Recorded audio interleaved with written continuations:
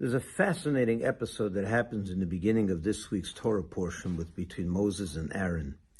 To set the stage, the temple, the tabernacle that was just built is being inaugurated. Aaron and his sons are being installed as the priests and the high priest.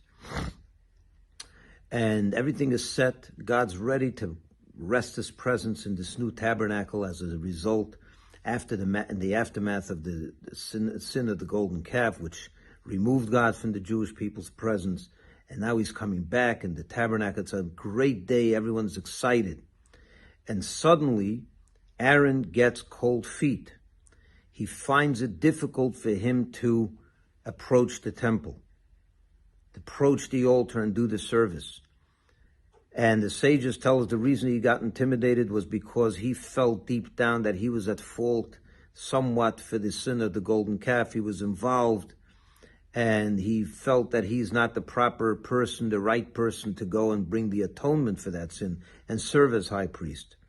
And that happens so many times in life. So many people get intimidated. They know that they have to stand up and do something. How many times did it happen to you that you had the desire, this inspiration to get involved in synagogue life, in community life, in Jewish life, take on a new mitzvah, keep kosher, and you get intimidated. Oh, I don't know how to read Hebrew. I don't know the goings on in the synagogue, the service, the order of the service. I don't know how to keep a kosher kitchen. I'll make so many mistakes, and so on. We get intimidated, and we fail to take the dive, as they say.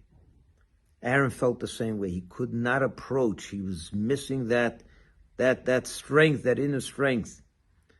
What's the answer to this? The answer is right there in the portion. Some say, well, go to your therapist. It'll dig in and find your deeper issues. Why you're so afraid. Moses tells his brothers, no need for therapists. What you got to do is, he tells them, approach the altar. Just take the dive. Start doing what you got to do. And you're afraid you'll make mistakes? No problem. You'll learn on the job. It's like putting a kid in the deep waters.